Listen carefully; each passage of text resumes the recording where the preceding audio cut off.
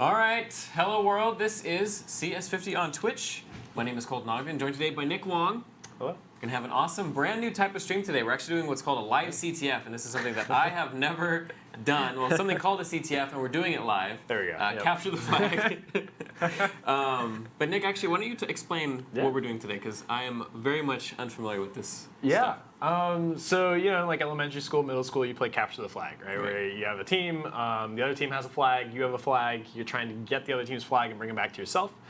This is kind of like a generalization and maybe like a bastardization of that concept, where it's basically you're given. There are many variants on it, actually, I should say. So the variant that we're playing today is you're given an operating system or an image of an operating system. Ours will be Ubuntu.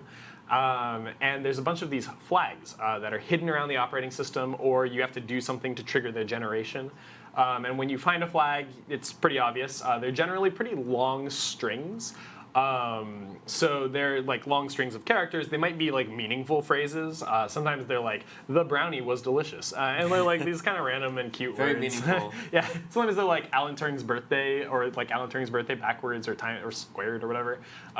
There's all kinds of like things about them that you can do and cute little tricks. And it's basically, if you're familiar with the system or you're familiar with kind of whatever the goal of the CTF is, you generally can find these flags. There are other kinds of CTF that are really common in high school, and actually in college we do them all the time, so they're common around, where you basically are tasked with like a series of challenges, and if you complete the challenge, you're given a flag, and then you can take that flag and put it somewhere, and they'll reward you with points. It's a little bit more of an elaborate system. A little bit more complex, a little bit more elaborate. The system that we're playing with is more of like a given a system, how do you navigate it correctly? How do you find things about it? This is kind of like almost like a more organic situation. Like you found a server that you're like looking for a. It's kind of like a Fort Knox type situation. Like you're going in with an aim of grabbing something or defending something. Right. And either succeeding or failing. You're either succeeding or failing. And so that's where you actually end up going back to kind of the elementary school style of CTF. Is you might have like a red team and blue team, and they each are kind of playing defense or offense. Usually red team's offense, blue team's defense, and they're kind of trying to like prevent the red team from getting in while the red team's trying to get your flags, and you're maybe trying to find flags about the red team. Maybe they're at a really complex level. Maybe there's like in their data packets that they send, there's an extra header, and you can pull that header, and that's a flag, and things like that. Pretty subtle. That's pretty hard to find. I haven't encountered that one too often, but I know it exists, and it's definitely a possibility. I think also from the side of like creating CTFs, it's pretty cool because you have to understand quite a bit, and you get to be very just kind of, creative or fun. Like you can kind of just throw out whatever you'd like, whatever you'd can come up with, basically, and you try and see if you can fool everyone based on what they assume or what they think about a system. Right. You kind of have to understand the meta, I guess. Yeah, exactly. what hacking is, and sort of take advantage of that. Precisely. And actually, I think one of my favorite, also probably impossible CTFs that I saw was someone compromised the C compiler on the system. And so you assume often that your compiler is safe, that it's okay. It's like the On Trusting Trust article. Exactly. And so you implicitly trust the C and GCC compilers. And so Clang and GCC were all messed up. But you couldn't really tell. They used themselves normally and everything worked fine, and you could compile stuff. And I think part of this CTF, the latter half, required you to like custom build software. You had to build it for your machine.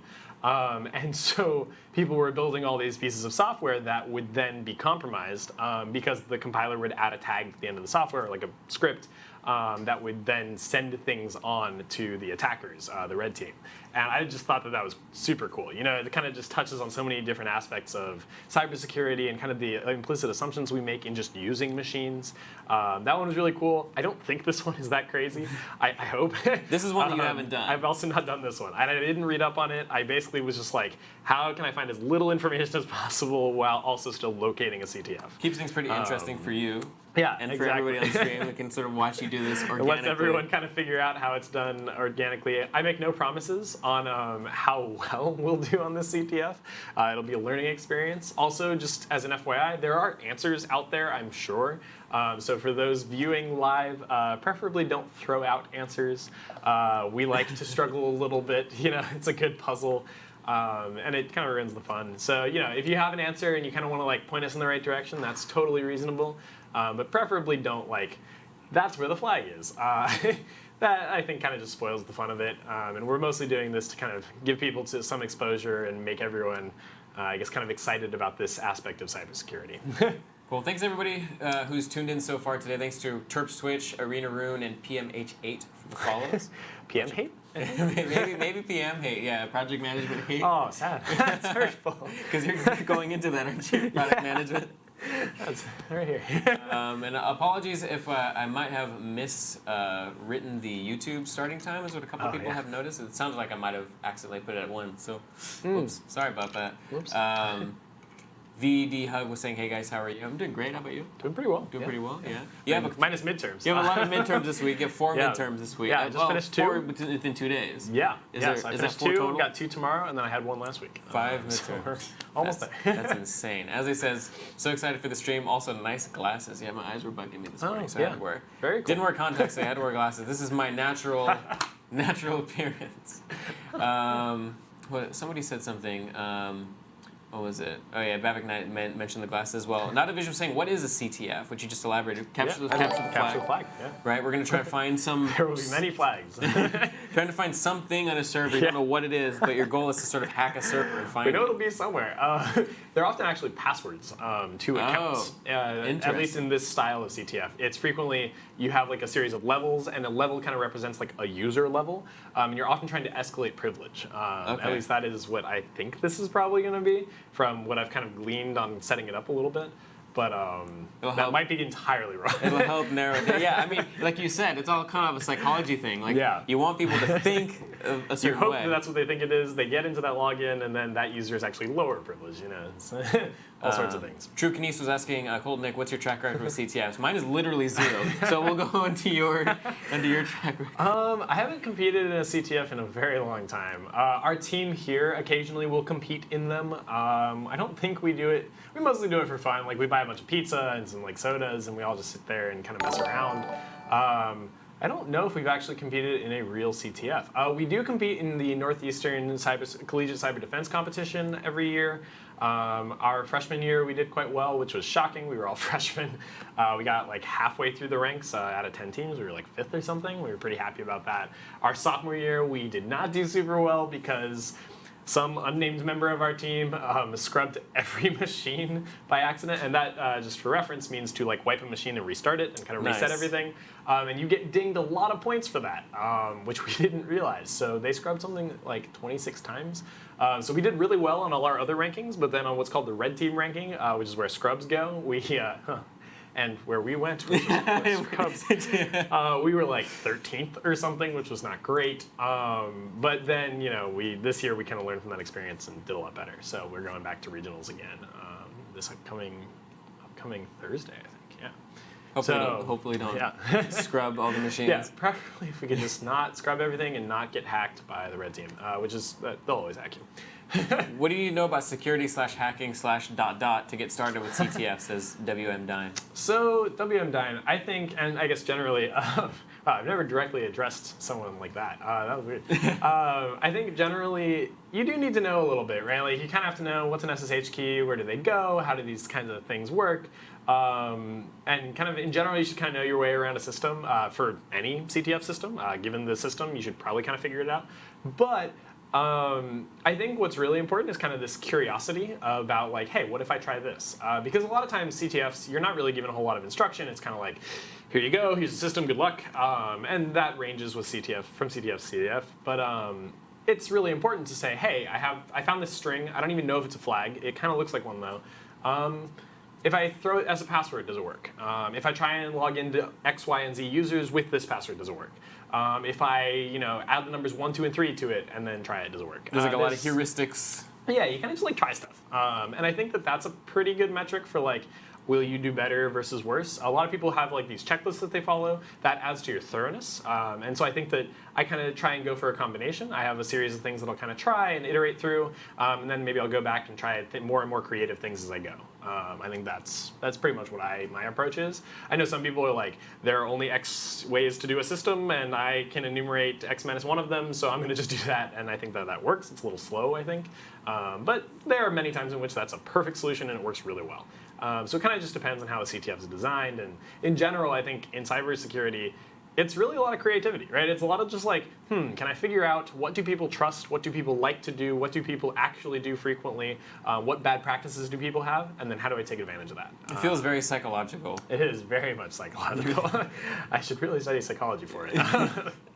Yeah, so there's a lot of stuff that we can get into about it, but I think we can get started. Yeah, let's get started. Let's pull up the screen and see whose computer. Oh, it's your computer. Your computer is the one. That's my screen up there. My favorite screensaver.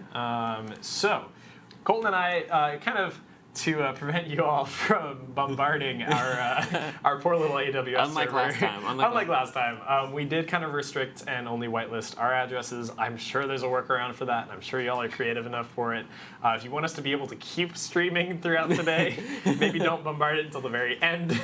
I'm not 100% positive how AWS's firewall works. I think it works pretty well and just drops requests. We're not positive on that. So if you figure out where we are, don't share it with the world. Or, I don't know. I'm not your mom. You guys can. Hey, it makes for good content, right? It really does. Good views. Like unexpected, and we're like, oh, there's that. Two scrubs fail.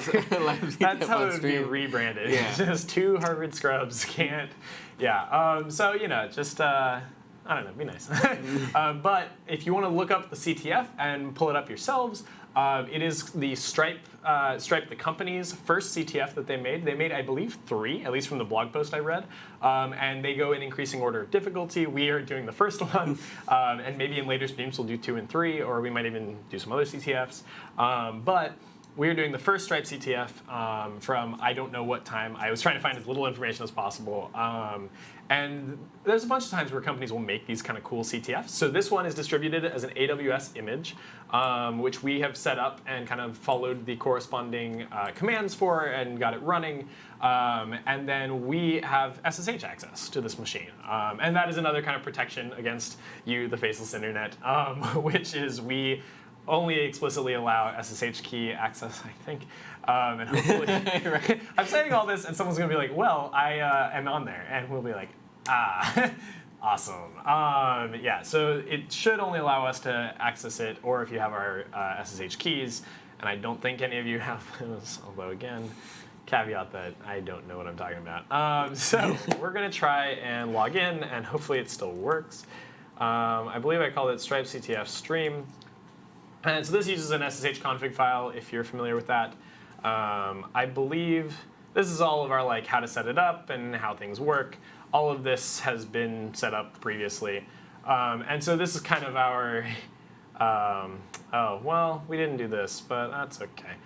Yeah, actually, we're running on a micro instance on AWS's AMI, and I don't think we have to worry about too much of that.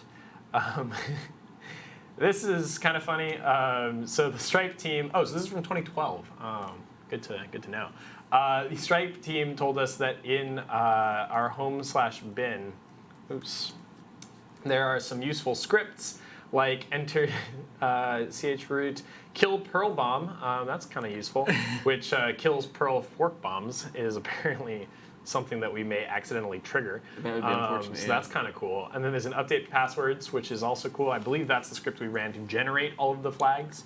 And so I believe that the way that the CTF is oriented from what I've seen so far, we are trying to escalate our privilege level. And so if we actually go into our home directory and type ls, there's some stuff here. I believe, well, we should actually, usually things that say readme, you should cat them. Oh, well, okay, that's the readme they just told us. So, okay. We're going to ignore that. Let's cat passwords. Also, you should be somewhat wary in... well, I guess those are the actual passwords for the CTF. Oh, well, level 5 is probably a thing. That might be the answers. I'm gonna generate passwords again and maybe not do that way. I don't know. I don't know those passwords off the top of my head. We'll explore the system and see if that's true. One of them had the word flag in front of it. Yeah, it did say that was the flag.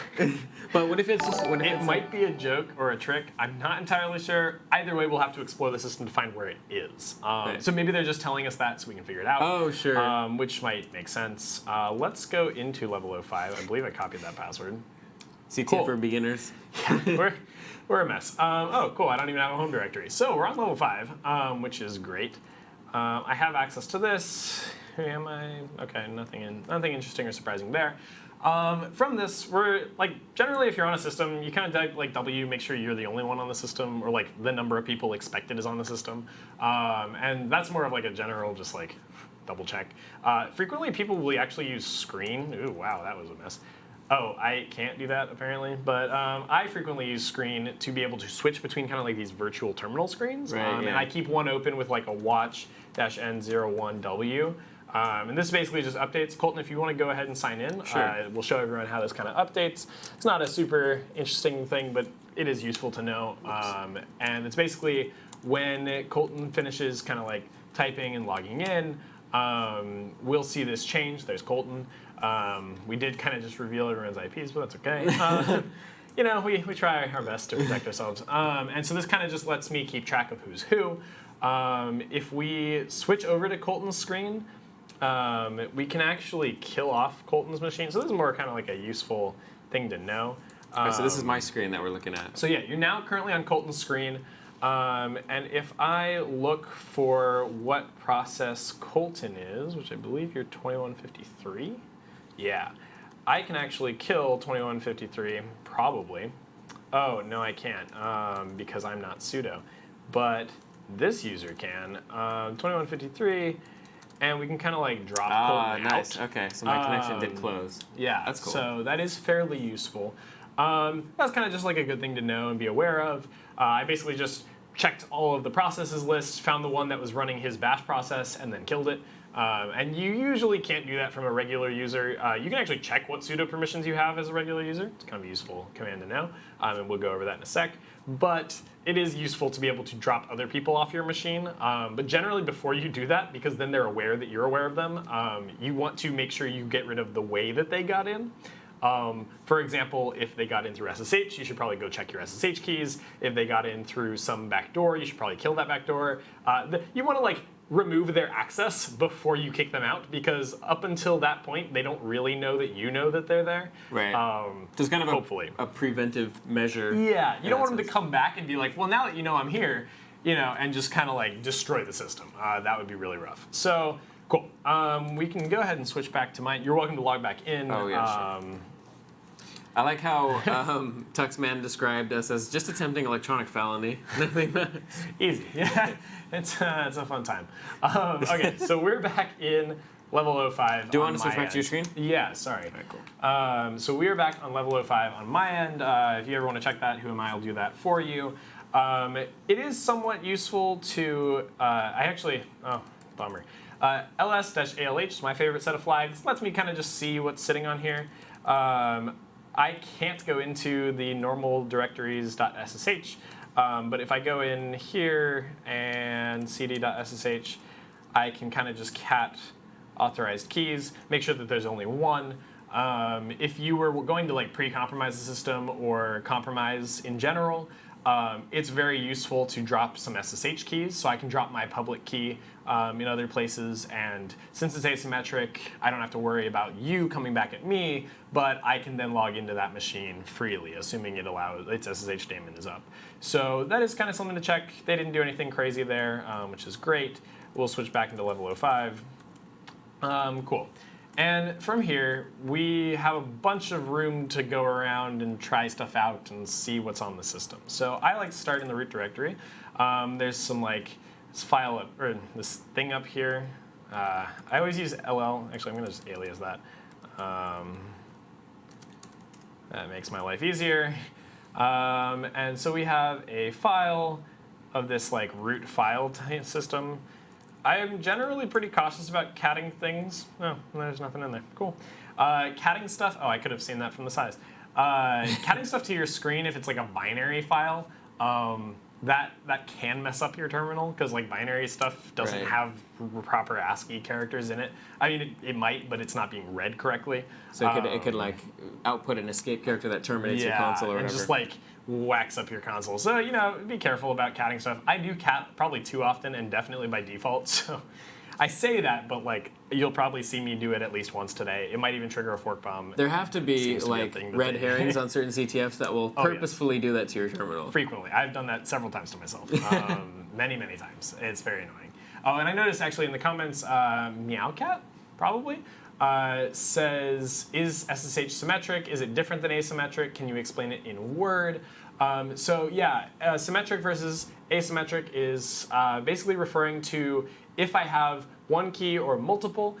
So if I have one key and I use that to encrypt messages between me and Colton, or myself and Colton, then that's a symmetric encryption scheme. Where if you have the key and if you have the key, you can encrypt and decrypt messages. If I have the key, I can do the same. Asymmetric encryption is how SSH is kind of designed, and how most. Maybe not most, that's probably a strong qualifier. How a lot of encryption schemes now are designed, where I have one key, Colton has a different key, and let's say that I have the private key, Colton has the public key. Colton can encrypt any message he'd like and send it to me, and he can actually send it to the whole world, but only people with the private key can decrypt it.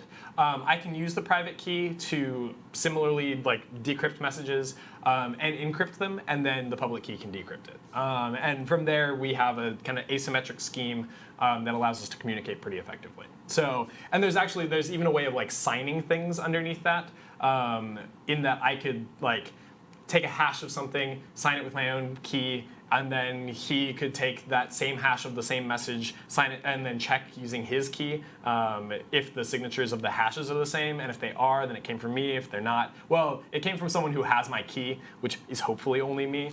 And there's all sorts of cool things on it. I think the Wikipedia page on RSA does a pretty good job of explaining asymmetric versus symmetric. They definitely do a good job of explaining kind of the simple math behind RSA. So yeah, we definitely look that up to kind of check things out. Bob Ignite points out that copy-paste messes up terminal, and it certainly can. There are all sorts of things that can mess up your terminal. You can type all sorts of cool escape characters and do that. We're going to hopefully not paste binary into the terminal. I say that now, and I have a strong feeling I will accidentally do it at least once. So, you know, part of the struggle. That's the way it works. There's dev/random. That would be a perfectly reasonable way if I were to cat that to the terminal that would do it. Yeah.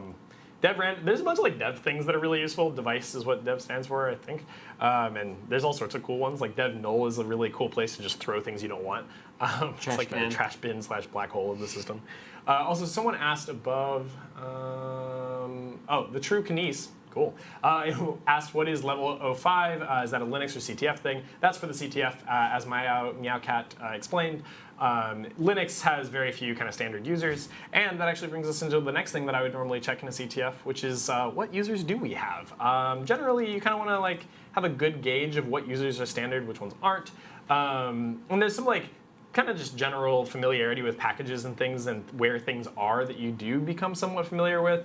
I'm definitely not by any means an expert, but I am somewhat familiar with how these sorts of files generally look as kind of like an eyeball. And so you can actually cat what's called a shadow file, which, I can't, but some users can cat a shadow file, and that'll tell you all sorts of information. I can also usually cat this password file, and that'll tell me a bunch of stuff. Particularly, it'll tell me what things live here. That is very funny. The designers of CTFs will hide things in CTFs. I see. It says Charles Theodore Frog for CTF. That's the real definition. Very funny. People, every person who writes a CTF thinks everything is hilarious. They think they're hilarious too, and generally I kind of agree. They're pretty funny, but that's good to know. So you can see kind of here down. There are a series of levels and kind of interesting things going on. My guess, so I started at level 5 because I thought that was fun because we have direct access to all the passwords. We're actually going to switch over to level 1, and that's where we're going to start. So just keep in mind, we have all of the flags, but I think that that's more for the organizers of it, and then they would allow you to access level 01 directly instead of giving you access to the password. So, okay, good to know. That's our own fault. So I'm actually going to exit out of level 05, and now that I understand, sorry, it's been a long day, had 2 midterms, brain's fried. We have this passwords.txt, and so passwords.txt is owned by root, and if I had checked that first, by the way, what I'm looking at here is this line, kind of the root tells me who it's owned by group and user, and passwords.txt is owned by root, which means no one else can really read it. So we're going to start with this, and if we see anything that looks like these other random strings, we'll know that that is a kind of like sub flag. The way this CTF is designed, I believe the flag is probably the flag. And that's what we're actually after. We got to go find it. And so I'm actually going to now avoid performing files, like searching every file for the flag, because that would be silly. And we're going to just switch into level 01. And this is where we will get started. And you can pretend that what I did previously was silly. Cool. Also, Virtuoso7, thank you very much for saying, how was the birthday? Birthday was great. Yeah, I don't know if you I saw. I was a little thing? bit sick for that. I did not see the stream. Okay, a lot of people but did happy really, birthday. I appreciate that. Yeah. I appreciate it. When's your birthday again? September. Yeah, okay, so it's a ways away. Thanks also to Chocopowa, One Ayog, and Dev Konyan, and Ployer Mick for the follow. Appreciate it. That's awesome. I always love the names. They're so creative. Very diverse. Cool. So we're back at where we were. We're in the right level this time, and we're going to try and escalate our privilege by finding flags for each next level. Okay. So we're on level 1, and again, this is a CTF specific thing. It's actually this CTF specific thing. So let's see if we can figure out where this flag is. There is supposedly a home for us in home/level 01. My guess is we're probably supposed to generate that. We don't currently have a home. You can test that by doing CD. Good to know. And we are given the bash shell, which is also just good to know. It's usually pretty interesting to look through these. If you're root, you can actually edit password at will. So root is the first user listed. They generally have login shells. And also what I just said is probably a little bit confusing. So there's these no logins, and then there's bin/false. And the last thing, the kind of like slash bin slash whatever, in each of these entries indicates what shell or what program is used as the shell for that user. So from left to right, there's a bunch of information that I don't really remember the details on. Let me take like root, for example. It's a good one to know. I don't remember what X is. Sorry. 0 is their group. 0 is their also their ID within that group. A lot of times users are created that have the group name of the same name as the user. This is probably, yeah, I don't remember. I was going to try and guess at it. I don't really want to because I don't want to lead you guys astray. This is also something, oh, sorry, home directory. This is their home directory, and this last part is their shell. So if you ever want to like filter out things that are like no login shells. Now I don't have any of the no login shells. You can also filter out, sorry, if I was less lazy, I would do an actual command. Oh, whoops, I just typed the same thing twice. Yikes. Bin/false. And I can filter out any no login abilities. So like system accounts are usually non-login, things like that. grep-v inverts, as Meowcat pointed out. It prevents, so grep normally, if I do like grep of blah, anything that's piped into that will then return if that line contains blah. grep-v says only return if that line does not contain what you're talking about. It's a useful little command to know. I use it fairly frequently. So yeah, this is kind of a little bit about your password file. It's really useful to just know what things are on the system. And so we know that there are these last couple of users. The kind of coach we have for our cybersecurity team here generally says you should keep a written notebook. That way, I think his joke was that way you can burn it in case someone like captures you. He's a very cool dude. Definitely was trained a lot more hardcore than we were. So I would normally note down these users. They're fairly intuitive in this case, so I'm gonna skip that step. I'm also very lazy. RTFM. So, RTFM, what does that stand for? Read the manual. Oh, yep, that's what that stands for. You are correct. Yes, reading the manual is very useful. Definitely please do read manuals. They are kind of tricky to read though, like they're not always the most intuitive things. But okay, we know a bunch of users exist, and we know we don't have a home directory, which I feel is probably wrong, but that's okay. Have a strong feeling we should probably have a home directory. But the current only existing user in home is CTF. So it is a little strange that we don't seem to have a home. And we're now up in our kind of base system. My strong guess is we probably should have home directories. Yeah, so maybe I should have like read a little bit on how the CTF works and made sure. let's just make sure. Rooted in var ch root, which is read only bind mount for var. Oh, I understand. Okay. Good to know. Okay, so this is actually the server that this is on. I understand. So they want this to be set up for us to be able to like use stuff. We are kind of like the masters of this system at the moment. We're gonna exit out of this var and check what's in here. Yeah. So this allows us to like, there we are. Here's all our home directories. So we'll switch into level 01. I think that's still in my paste, yeah. And this is where I should be, just as an FYI. I should have been in here. I didn't read the manual, kind of ironically. I was trying to make this like very fair so that we all were on the same page, to my own credit. Yeah, no one's going to care about that.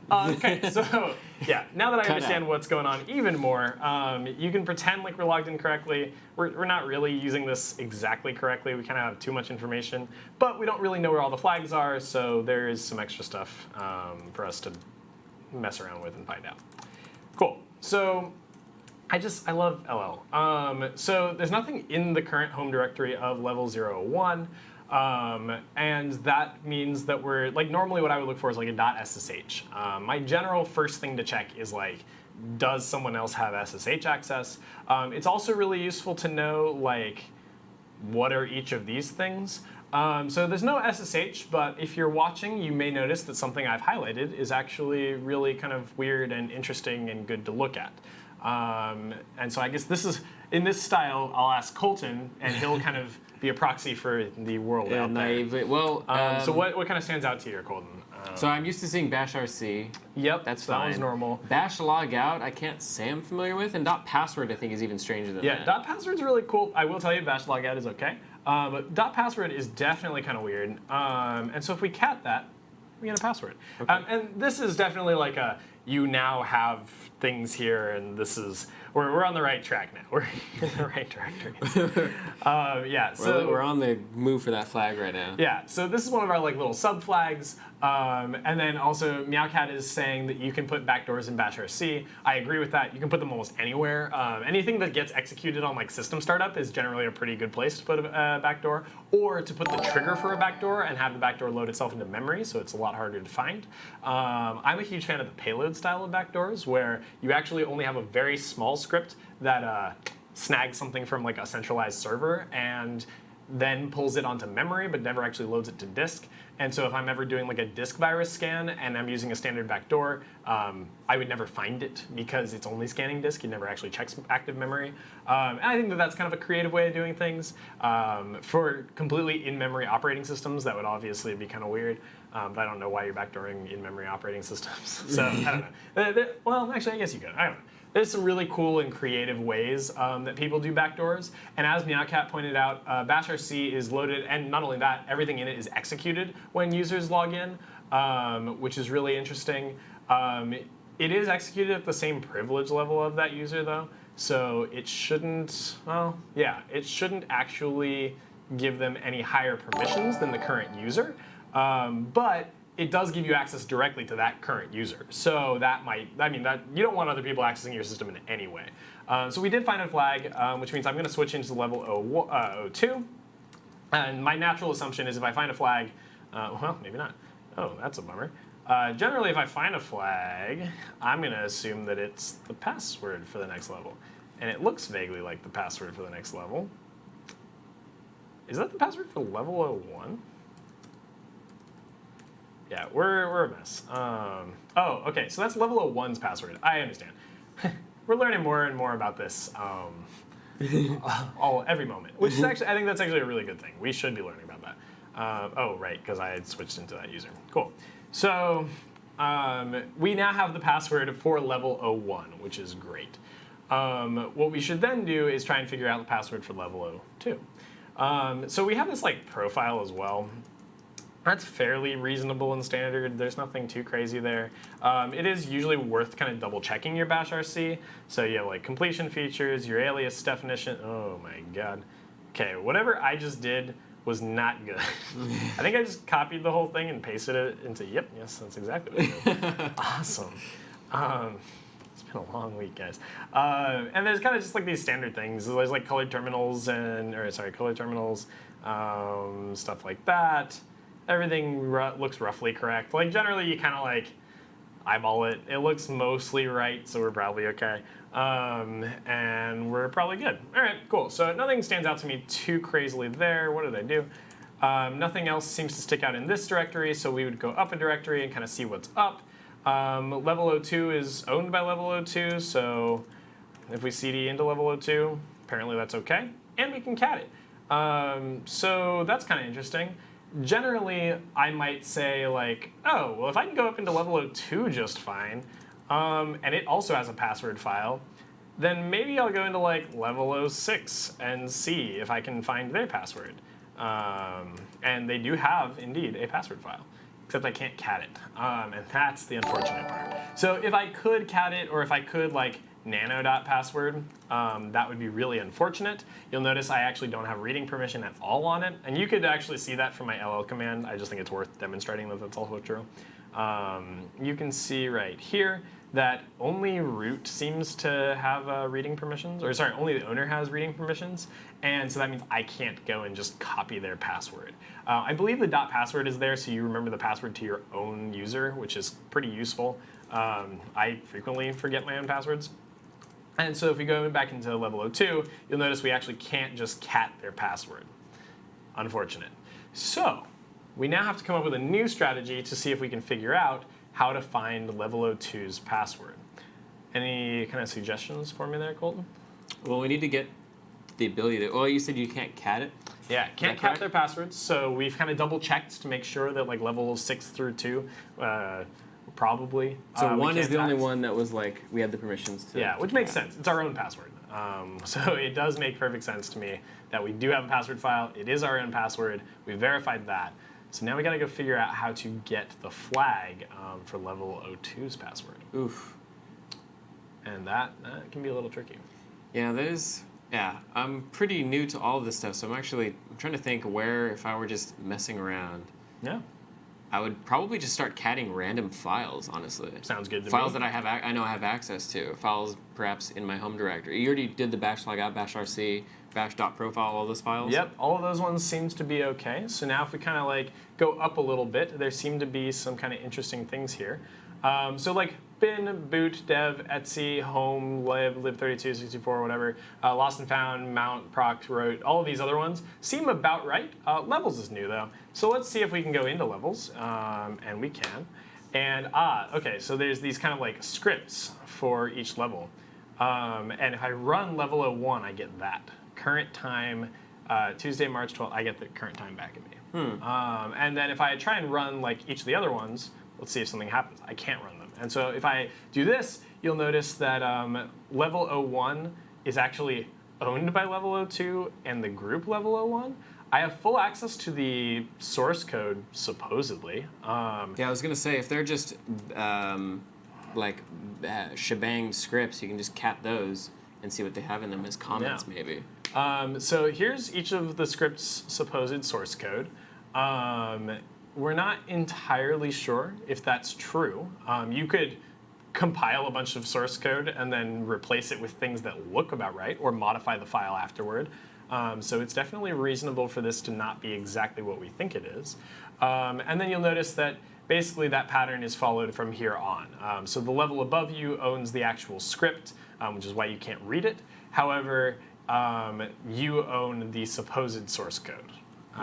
And so each of these levels seems to be relatively organized the same way. And my guess is that this CTF is organized by this is what we're supposed to be looking at.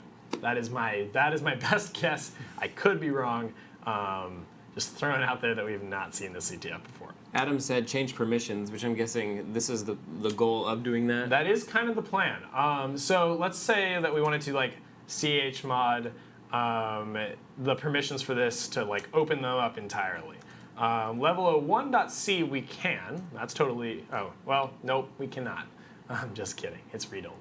So no, we're not allowed to. We're actually just doing some snooping and finding things, and we can execute stuff, but we are not allowed to modify things on the file system itself. So no, you're not allowed to. So my next guess is I might say something like strings, which is kind of a useful little command, and see if there were some interesting strings in here. There aren't any crazy strings in the binary. We could do like an S-trace. That's pretty good. I didn't know strings was a thing, actually. So that'll just parse for even things. binary How files. does it find each individual string? Does it just look for the /0? It looks for kind of like readable characters or printable characters, Okay, I I see. believe. Interesting. And it doesn't look like there's too many crazy like readable strings in there, but we can run level 01. And, oh, right, read-only file system. Dang it. So I can't actually do an output file, but I can probably output it to console. Shouldn't do any crazy system calls. Our probably first and only interesting system call is here. It is a little big, sorry, things are hopping down to other stuff. But you can see, there we go. We can see these kind of syscalls, and all the other ones are more like I needed to get access to stack and heap memory, and I needed to open some stuff and read my libraries and things. So we're going to kind of ignore them. There's like an exec CV, or CVE, sorry. Exec VE, there we go, of like the actual file. But this is kind of like the bulk of the system calls that our file actually ran. And you'll notice that it wrote one block, to standard out, which has the integer representation 1 in C, just current time. It wrote that, you can read, basically.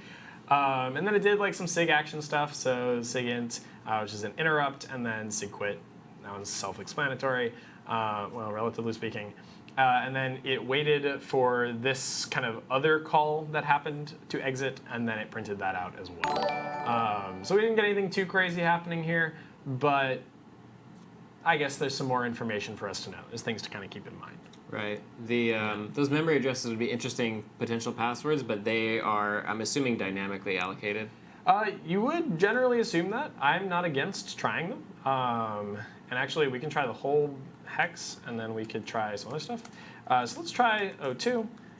And nope, that one didn't work. We'll try it without the X. And I mean, that is what I mean by like creative, is like, yeah, those are probably dynamically allocated, and you probably can't guarantee that they follow within some set of parameters.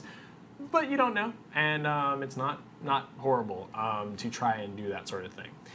So we aren't told a whole lot. We know that running level 01 prints the time and our kind of standard UTC time. We don't know what any of the other levels do, but generally giving us this kind of hint is important.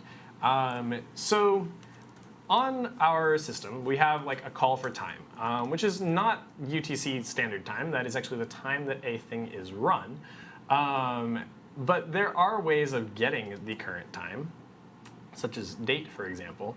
And if we do level 01 and if we do date, they should be roughly the same. They're off by a second. It's a good sort of heuristic for seeing whether the code is... Yeah. It'd be kind of interesting, if they're off, maybe that means something for us. Right. Now, the other thing we haven't really looked at is, can I pass arguments to this? And it seems like, not really, but if I do something like this, things don't seem to change. In fact, doing any number of random arguments doesn't seem to alter it at all.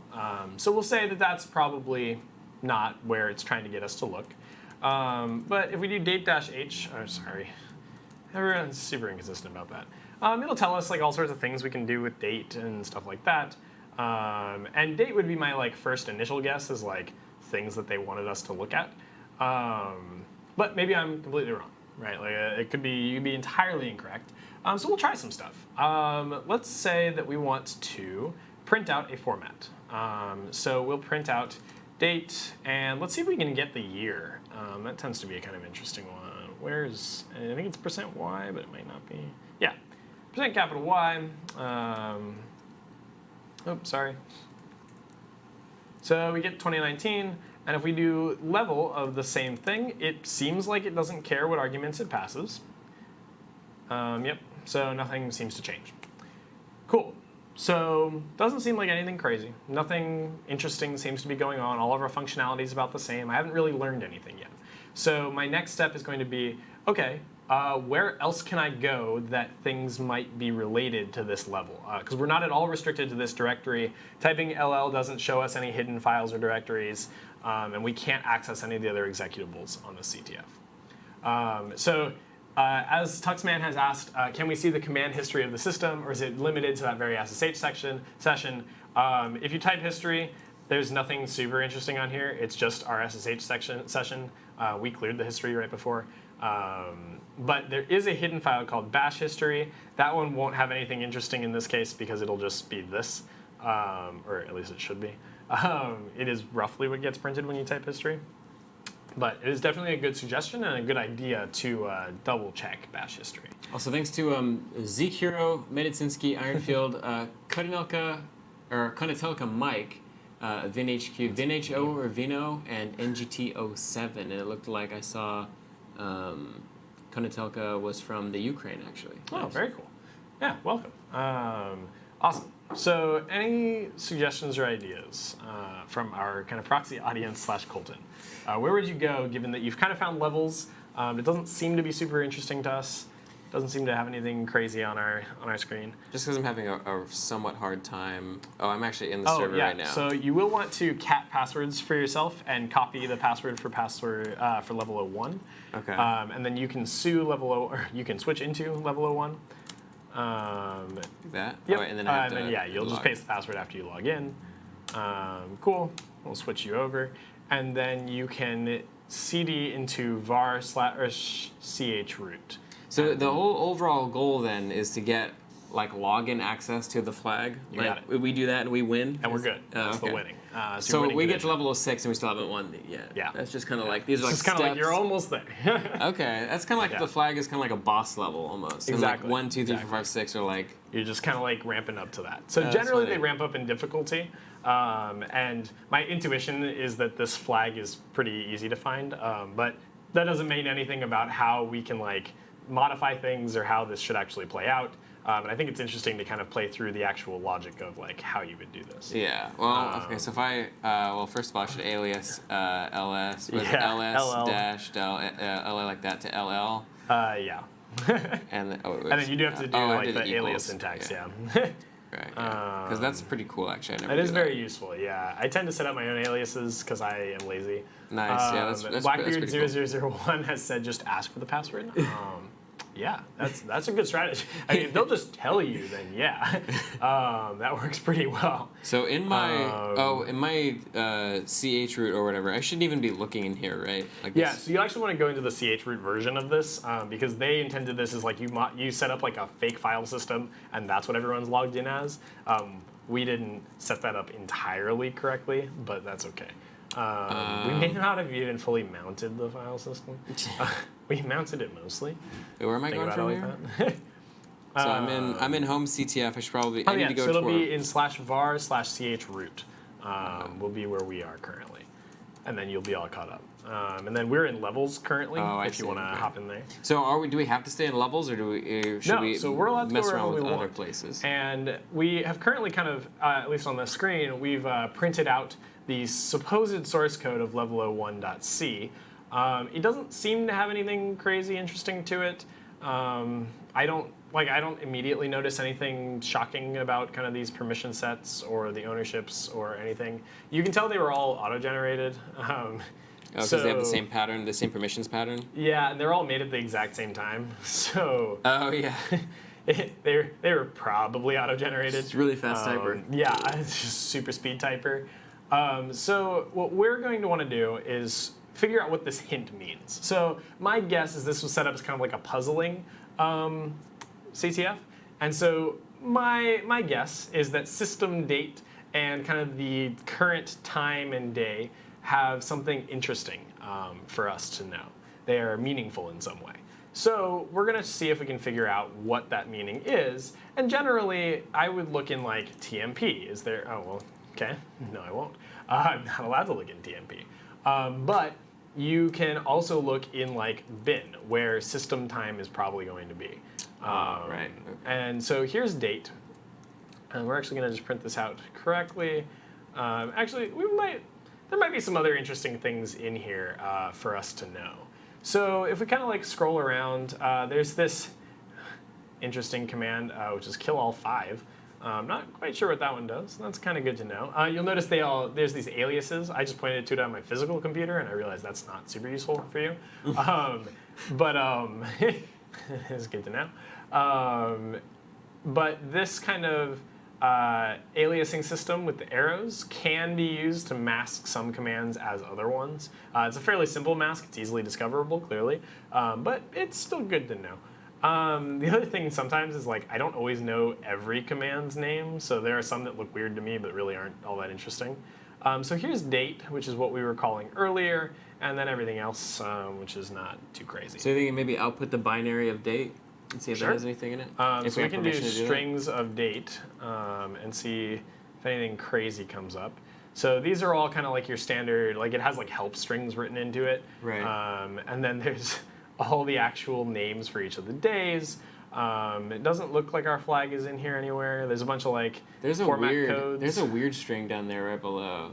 This kind of one? No, go up a bit.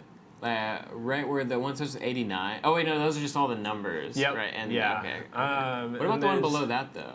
This one? Yeah. What's that? Definitely kind of an interesting set of strings. I don't recognize it off the top of my head. So seems valid to me. We'll try it. And again, there's no like harm in trying usually, unless it like locks you out. And unfortunately, do you think there is a like a login trial limit on this? Do they typically I doubt it. They don't usually have one. I know Mac definitely would if you tried. Yeah, Mac would freak out. Apple stuff tends to. And it doesn't really look like string or date has any crazy strings in it. It seems like all some pretty standard commands. And by standard, I mean like eyeballing it. I don't see anything whack. Well, all those ones up above are kind of weird though. Yeah, so these are all like very strange looking strings. What about that tush one? Because there's that one, and then there's the one down below. There's just a bunch of A ones. I'm not sure. Yeah, a lot of these with the $sign show up in like catting and binary. Usually as like labels. Right. Okay, that makes sense. Caveat that might not be. Yeah, so we're usually looking for something that's around 16 characters exactly. Okay. Because I think all of our passwords were generated using a hash sum. Okay. And so we probably want to go find them. They would normally kind of pop out. Like that sort of length of string is probably kind of unique. Like it's about right, you know, like if you eyeball it. But it looks a little whack. We also kind of know the password. So we kind of know in general what we're looking for just by accidentally having catted the password flag, the passwords.txt file. Sure. And none of these are quite our password. This is some special characters. And then there's a bunch of the other stuff in here that is like dealing with its help file. So we'll say that date itself has nothing too crazy in it. And if we do /date, we get pretty reasonable results. Oh, sorry, Remin360 said, can somebody tell me what we are actually searching for? Yes, so we are, the responses to those are pretty funny. We are currently looking for a set of flags, flags being a like kind of strings that represent passwords to other users on this same system, and we're trying to find them in order to kind of progress across system levels. So we're kind of looking in here. And I am somewhat worried that because of the way we kind of built this system, well, Colton's not at fault for this. I did that. And I messed it up, I'm sure. I am somewhat worried that I may have set this up slightly incorrectly, but we'll find out. There's all sorts of ways that this can be set up incorrectly. And we'll check this bin as well. Sometimes there's things that like don't belong correctly. I am interested to see why systime matters, or like the system's implementation of time. I don't know why I typed that out and pressed enter. The system's implementation of time is weird, because again, just to kind of catch up people who are asking, oops. Oh, right, I went into bin itself. Sorry. There we go. To catch people up, in this levels directory, we had an executable, which I really shouldn't have just run by default, but like, oh well, that supposedly just kind of does current time. We could do GDB of level 01 and kind of, oh man, how is my GDB? I think it's like layout assembly would work. Oh, right. Well, so it helps if you call GDB on an actual Oh, I did. Okay. Oh, but there's no debugging symbols found. That's kind of annoying. We can do layout and just like let that move on. There's no apparent source code available. That's kind of strange. GDB is usually a little bit smarter than that. Chocopow asks cat Etsy groups. Sure. So, oh, well, yeah, I also forgot that we are not on the same like system effectively as I thought we were. So actually, yeah, let's go explore Etsy a little bit. So let's cat password first, just because that will tell us some interesting things. So this one again tells us that there's all the same users as before. They look to have congruent permissions. Everyone's kind of users group and user IDs are going up incrementally, so that's all pretty rational. Oh, sorry, I'll highlight all the way over. They all have the same bin bash login shell. They all have the same home directory. Everything seems pretty reasonable to me. And if we scroll up, there aren't too many things that are like whack about this. Root seems about right. Sometimes there's like a Bluetooth user that can be compromised or added or created. Sometimes like if you're creating a CTF, you will throw random users into the middle, and they might be like Easter eggs. Like they have certain flags that are kind of cool or extra points or whatever. I've seen that before, but it's not on here. So we really don't know too much else from this. There is this though, live UUID, which generally is like for generating user IDs, I believe. UUID is like Unicode user ID, I believe. But that might not be completely correct. So as was asked on the stream by Zayed Farhat, or Farhat, I'm not sure. Is it possible to export the file using FTP from the other user? Likely, but for level 1, it's not something I would expect. That's something that I would expect at like a level 6 maybe, or level 5. Generally, things are kind of like sitting right in front of you, and you don't realize it for quite some time. So we're kind of not sure. Looking through Etsy is super useful though, because it often has other things in it that you wouldn't normally expect. So if we kind of like swap through here a little bit and kind of scan, everything here seems pretty reasonable. So we can go up to levels and see what else there is for us to play with. We can also go up to our home level 01 and see if there's anything we might have missed. So if we do like source.bashrc, maybe just run it again, make sure everything's running correctly, and then cat.bash logout just to make sure. Nothing too crazy in here. Nothing in bashrc. My guess is the CTF was set up in a way that assumed certain it's set up for a certain use case. And I have a feeling we're kind of bashing that use case. Yeah, so we're kind of gonna like snoop around, and I'll kind of keep talking as I go, which may be annoying to some of you, maybe not, I don't know. I'm also kind of just messing around in the Etsy directory, just looking at files to see good. What's in here, because I have no idea. Yeah, so I have a feeling this was set up, because each user's file structure is set up the same way. And then there's the levels directory, and nothing else seems to have anything too crazy. What about these RC files? Is normal? RC0 Yep, those are pretty reasonable. RCs are like different run levels for when you start up. So when do they get executed? And most of the files that we've seen in kind of like the default directories are default. They don't look too crazy. I haven't noticed anything that's super off. But if we go into lib, there might be something kind of strange. Bavik suggested, could it be in .profile? Sure, we can check that. I believe we did cat that.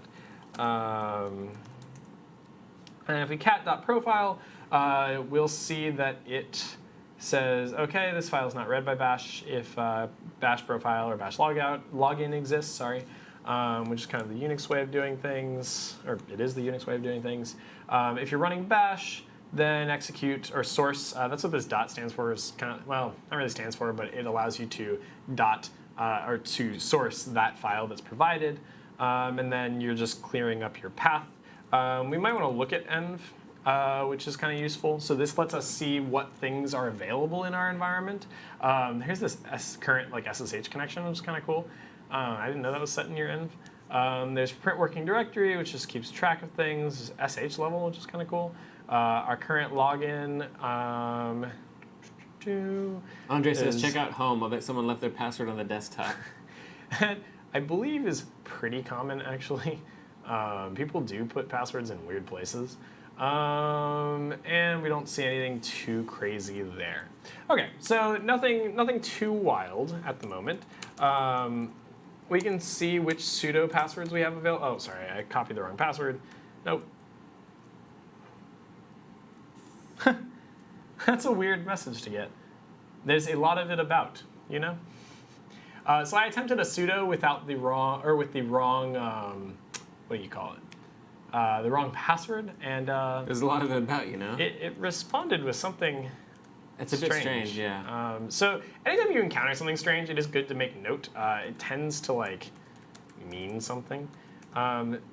So sudo is not executable by level 01. So sudo-l will list out the like list of commands that your user is allowed to run as a super user. Often those should be restricted and probably none, but sometimes on these kinds of CTFs, there are just kind of like things out there.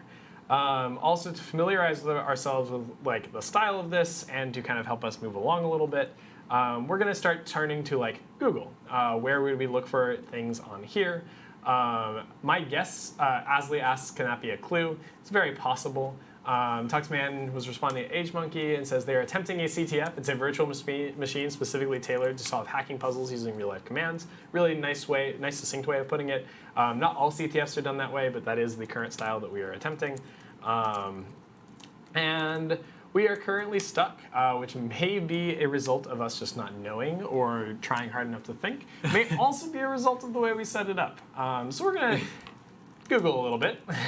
CTF level 01. And the reason that I'm gonna kind of Google that is to move us along and help me re-familiarize myself with how it works. Oh, okay. Oh, interesting. Very cool. Oh, I see. Okay. So, if we, yeah, Tuxman says emphasis on attempting. That is very accurate. It has nothing to do with the way we set it up. We just didn't think of this. So it is relative to levels. So we'll kind of like throw out there as like a, we now understand how the CTF is set up. It is actually geared towards hacking puzzles, as Tuxman put it, which are centered in levels, the directory. So we're actually going to go up a couple directories. And in here is everything that we really need to know. So basically, Meowcat says, nice solution. Yeah, that's the cheating solution. And so what we kind of have been shown to realize is, oops, not what I wanted to do. Cat level 01.c. If we look at how this is actually working, it calls system of the word date, which is a little bit different from systems date. So what I realized in kind of not being able to read C is I believe system actually looks for the environment variable. Okay. Yeah, and so so here's how we should actually have understood these clues if we were reading them correctly. To refresh everyone, is basically if I said, what was I going to say? Oh, so I list out the contents of this directory. I noted earlier that this executable is owned by level 02, which means that this would let us call something as if we were from some other user. We could run it as that user. Or with their level of permissions. But it's also owned by my group, so I can access it and execute it. But I can't actually necessarily do other things with it. They weren't trying to do anything wild or crazy. System just looks in the environment variable for date and executes accordingly. So if I export, actually I don't, yeah, we'll export anyway. That date is equivalent to echo 3. Then executing level 01 will not do anything of the sort. Okay, so maybe my hypothesis is wrong. Or I'm just using it incorrectly. Let's actually check our environment variables and grep for date. Oh, okay, well that's the one I set. Well, I probably shouldn't have set that right before I... Didn't really think that one through. In the event that that has not become apparent to everyone, I am definitely not in any way a wizard. Age Monkey was saying that they believe system runs a process, so it runs the program date. That would make perfect sense. So it actually could be perfectly reasonable for us to just change what date points to, because date is done through relative pathing. Let's make sure it's running the right date. Which date? Okay, bin-date. So if we actually nano, I like to test stuff before I kind of like test.sh. This will echo the word hello. Oh, it's a read-only file system. Of course it is. So we'll actually just try it out. If we get date to point to somewhere else, we should be able to kind of mess with what's going on. Because that script is running as level 02, right? Yeah, so it should let us actually modify which program it's running. So it can execute anything that has level 02 permission. Yeah. Oh, well, and actually, this is a good thing to Google for us. C system function, yeah. Let's just verify what that does. I am losing my mind. Okay, so system, a command line that will be executed by the operating system's command processor. Okay, makes sense. And my guess is, oh wow, that's so weird. I didn't realize that it just, there are so many things that you learn, and you know, that's good to know. You can also man system, and that will tell you what it does. Executes a command specified in command by calling bin sh-c of command. Oh, that's good to know. So basically, if we alias something in the bin shell way of doing things, it should work pretty reasonably for us. And we can actually modify our path to include commands in here. And if we prepend our path with let me think about how I'm doing this. Okay. With something else, path is checked in, oh, I don't want to do that. Levels? Yeah. Levels. Path is actually checked in chronological order, so I can do this. That should be valid. And now if I go to run a command, then it'll check this directory first to see if, what do you call it? If a command is in this directory, and I believe that should get it to run commands in here. So if we touch date, I can't write to a read-only file system. That part deals with us setting this up incorrectly. So just to modify this a little bit kind of hacky, like we probably should have set this up better, we're going to go into a write version of the file system, and we're going to kind of create the, of course I can.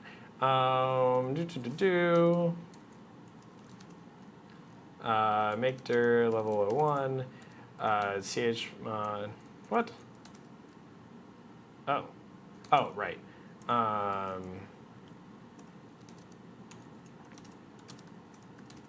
Yeah. So here's what we're gonna do. Sorry, I should have set this up. Oh, well, no, I'm not currently super user. Yeah, we're gonna do this. And cool, now we have a directory, which if we switch to level 01, we can now use. Cool. And where am I? They're done. There are just so many ways in which I am really annoyed that this worked the way it did. Okay, so what we're gonna do is touch date, and we're going to add this to our path. So we'll echo path. This is our current path. What we're going to do is you actually don't need the export command, that's fine.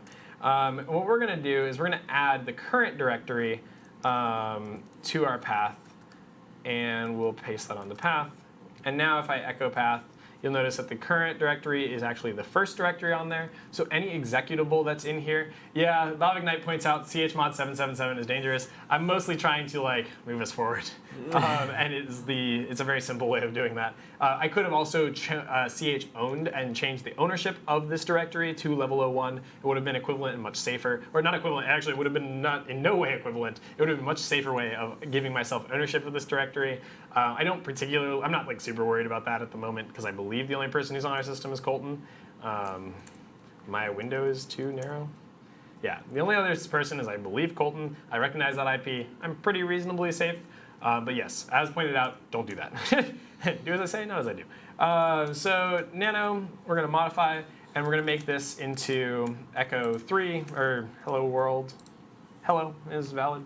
And what we're going to do is see if we can get this to execute. So date, now date is executable, and so I can do this. And then if I run var chroot, root levels, level 01, it prints out current time hello. So hopefully that makes sense now as far as to where everyone is. We are able to change by modifying date after having modified my path to a readable file system, writable file system.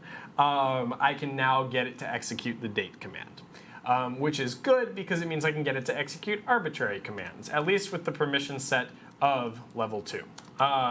So what we're going to do, there we go.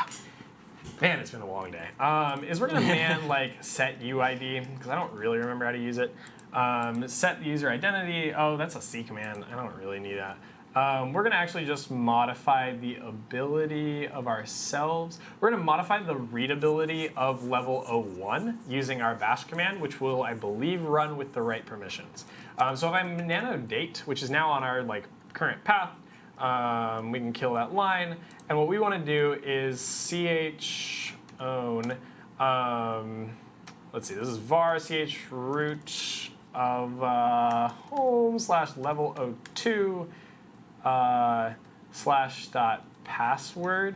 Actually, we can just cat that password. I don't know why I was going to go through the whole pain of modifying permissions. We should be able to cat that password. Nothing here should go too horribly. Should we get a permission denied? Excellent. But if I run the level 01, there's our password. Nice. Jesus. Current time, blah, blah. Yeah, the current time is our password. So now I can switch from level 01 to level 02. But what I'm going to do first, actually, is I'm going to exit back to CTF, and I'm going to make each of these directories so that I have some workspace. Let's see, sudo for actually, it's just easier to make them by hand. Make dir level 02.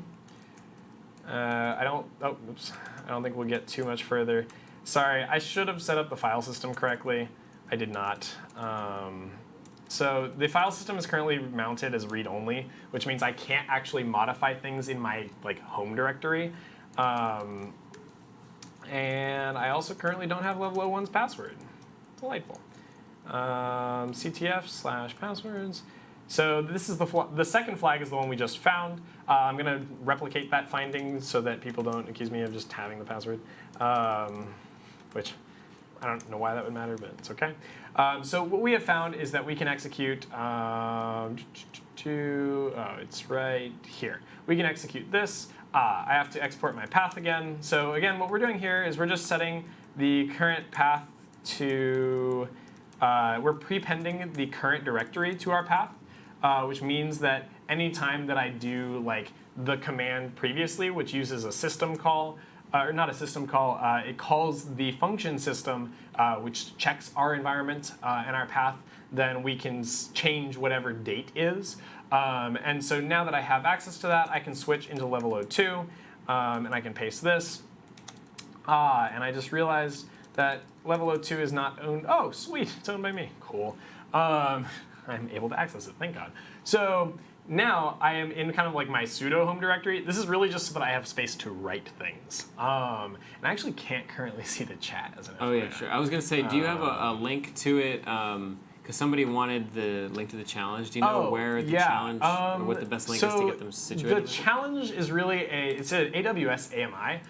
So if you go on AWS console and you go to if you change your area to the West Coast, then if you look in community images, the Stripe CTF is available there, and you're welcome to spin up your own images as you please. Okay, so they have to go to AMI. Okay. Yeah.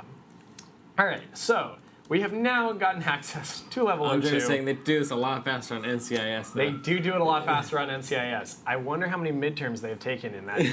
Yeah, is what I will spit back at you. But yes, they do it a lot faster. Oh, oops, I'm also in the wrong place. I wanted to go to levels. Okay, Pretty interesting that it was the arbitrary system command. Yes. And then it was just kind of, we didn't realize it was right there. But at the same time, it's a pretty subtle thing. It is because you have to know that that file has a permission that's higher than yours. Yes. So we have currently catted. Oh boy. This will be fine for our purposes, but you all get IP. Although we do have IP. We've already revealed our IP. Anyway. The reason I'm always suspicious of just running code where I can see its supposed source is I didn't compile the code myself, so whoever compiled it does have the ability to modify source retrospectively. And I don't think make does anything. Yeah, because there's no make file actually in here. So this is what the supposed source code is, and it says point your browser to http:// this server level02.php for the next challenge. Interesting. Now, if I actually run level 02, it may do other things, but at the moment it doesn't seem to. So what we're going to do is exactly that, actually. Now, I don't remember the IP of this server, so excuse me. Oops, we're going to cat my own config file. We'll actually tail it so that y'all don't see the rest of my configs. Cool, and this is the server where it lives. Now, I have a feeling all of y'all's traffic will get blocked by our kind of setup. http:// what was the address? level02.php. Now, my guess is that your connection to this site is not private. Username, password. Oh, level02. And then let me go grab my password again.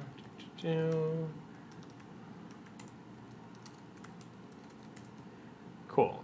We'll snag this password, and this will hopefully grant us access to the page. Cool. Welcome to the challenge. Looks like a first-time user. I am terrified of that. Hello there. My name is N. My age is 12. Okay. So it tells us some stuff about PHP, or it uses some PHP to execute some stuff. It did grab our IP, and it does tell you, oh, sorry, I realize you can't read that super easily, and you can't read my screen because I have a privacy screen. Cool, so my name is N, and my age is 12, that's cool. It grabbed my IP, also which browser I'm using. You're welcome to see that I'm on Chrome. My local IP, as well as, I think that's my local IP, as well as our public-facing IP, and there's some other kind of metadata that was grabbed from the HTTP request. Now, my guess is that there's some other stuff sitting on this page, and usually that's a pretty solid guess. So let's take a look at how this code actually runs. Oh, it keeps that just up there for you. Oh, I see, okay. So then we have this form which has an action of here. So it executes on this page, and its method is post. So it posts to this PHP script, and it posts the parameters name and age. Age is max length 2, name is max length 40, and our submit is here. And it doesn't seem like there's too many other interesting things going on. There's the PHP file itself, which we'll kind of examine here. Looks like this was done kind of auto-generation style. And we don't seem to have too much other information. But given that it's a PHP form, we should probably have the intuition that something about it can be messed with and or hacked. Maybe, for example, things aren't escaped correctly, would be my guess. So it is validated via like browser, kind of up to the browser as far as what length is here. And there's a bunch of ways that we can experiment with this. So what I'm going to do to experiment first, and we can also look at like the way that the network works. I'm kind of inclined to try like a SQL injection, which is what WM Dane suggested. And for those of you that aren't aware, a SQL injection might look something like this. And so something like this is a way for us to kind of close out an ending string and then execute arbitrary SQL code in this kind of middle section. Is we can actually just get it to pass things as is. It looks like they validate strings more or less, well, maybe not more or less, but at the moment, I'm not super convinced that we have too many problems with string validation. And it may not be in name. Looks like all our strings get parsed correctly. There's a bunch of stuff that we could try, and we will kind of try. We can swap out any like piece of this. and we could try get here, see what happens. We'll kind of keep our default parameters. Okay, get makes sense. That's what we ran anyway when we visited the page. That's actually a really good suggestion. So Nick the Way, that's cool, suggested maybe if your name was level 03, what happens? Well, nothing interesting happened there. Maybe we need a certain age, 21 plus. Nope. And this is where we have to kind of think about how this script gets executed. It's also useful for us because we have access to the actual server. Let's go see if we can find where this script is. I was going to say, we should try to read the PHP file. Yeah, because we could actually take a look at... I've realized we have access to the script. Where's www? Oh, Danilorg also said, Danilorg G said try putting really large values for the age/name. I agree. I'm actually going to just cap the PHP first to take a look at how this works. And now you will have to help me a little bit. I don't know a whole lot of PHP. So it's been a while. And there's some interesting functions in here. So Colton and I are going to kind of the random string. Okay. So function random string. That just creates a random string. Yeah. That makes perfect sense to me. So we have a function random string. We have this out variable. If is set cookie user details, then okay. Oh, sorry. If it is not set, so it checks to see if this cookie's set and then displays some stuff.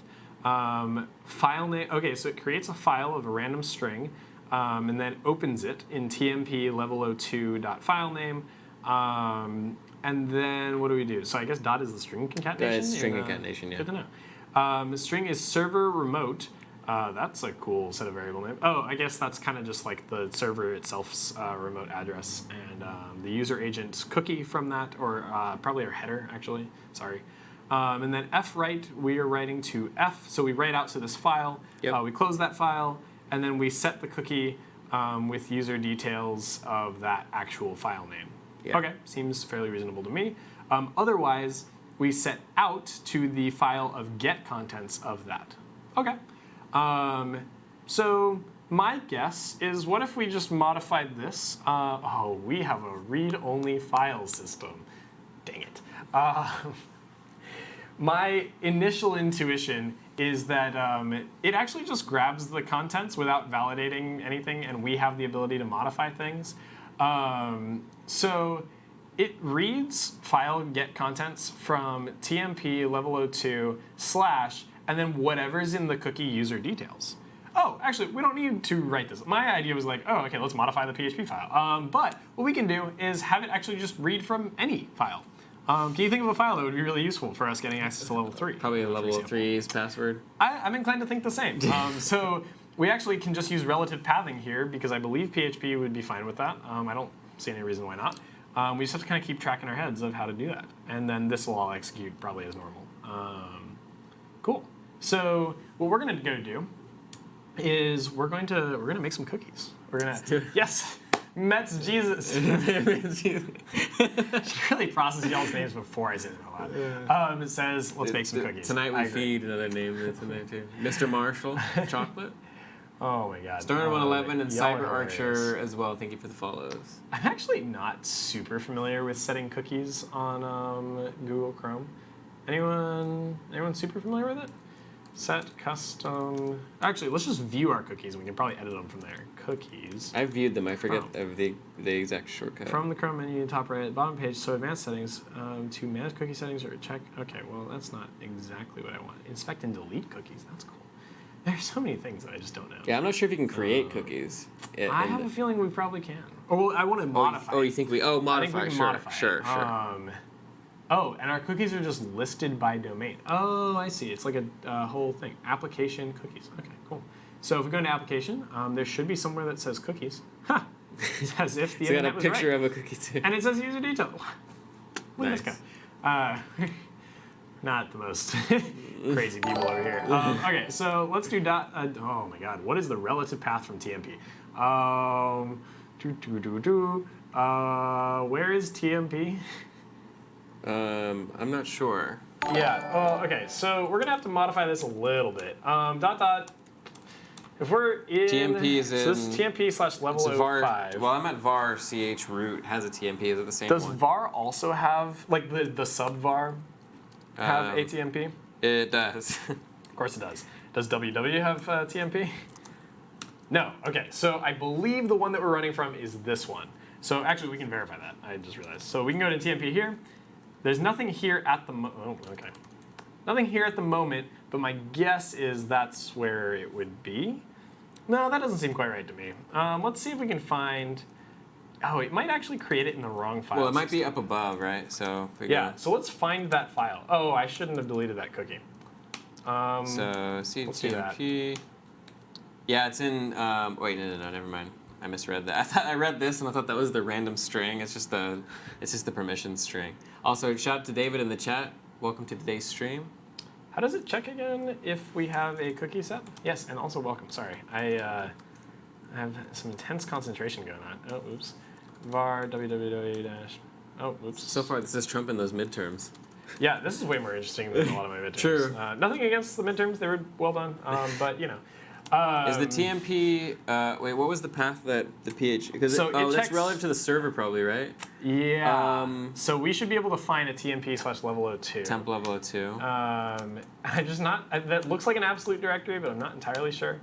Our cookie is no longer set. I have permission denied to open the TMP in CH root. I don't know if that's the one.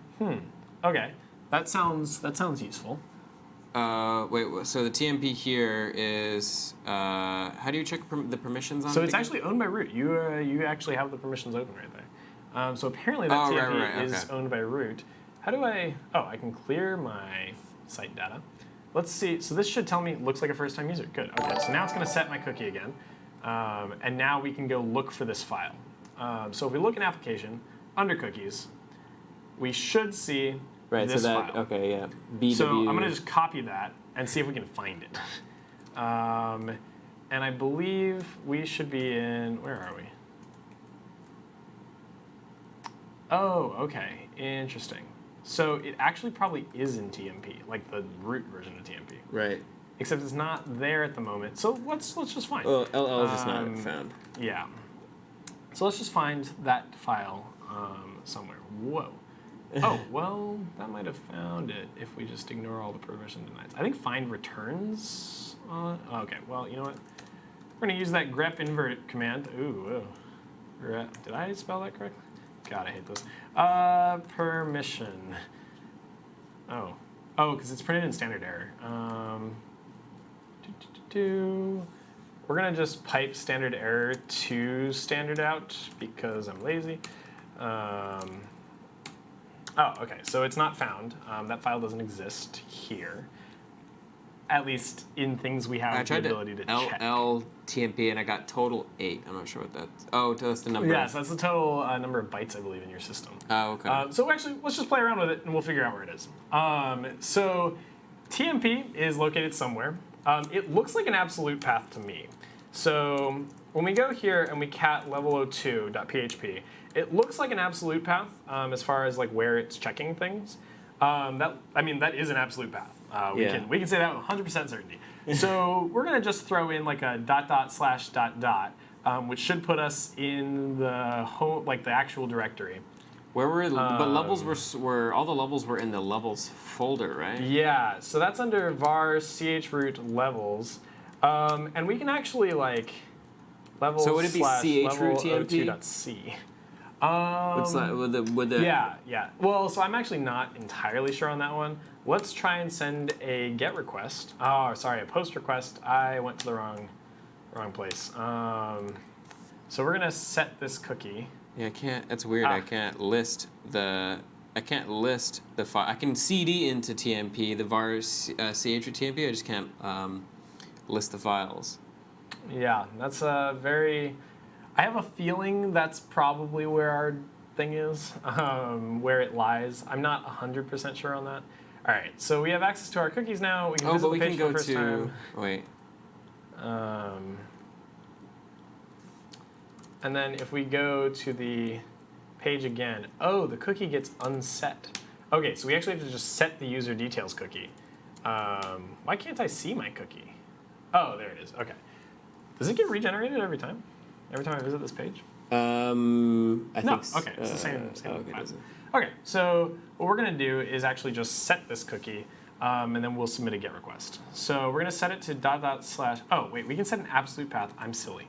Like I said, it's been a very long day. Let's go into that then. So oops, var chroot / levels. Oh, well, we might as well just go for the, go big or go home. Right. Might as well. Home / level, well, actually, yeah, home. Cool, and this, sorry, has level 03. So what I want is pwd, which is this, var chroot home. Well, I guess I wasn't that far off. Level 03 / password. And I think that's it. All right, let's submit that request. So I think I've set the cookie. It is set correctly now. If I view this page, I get nothing. Oh no. Let's think about that. Why did we get nothing? I did set the cookie correctly. And we do have no output. Oh, although we should double check. Oh, no, there's nothing in P. Okay, so we're not quite there yet.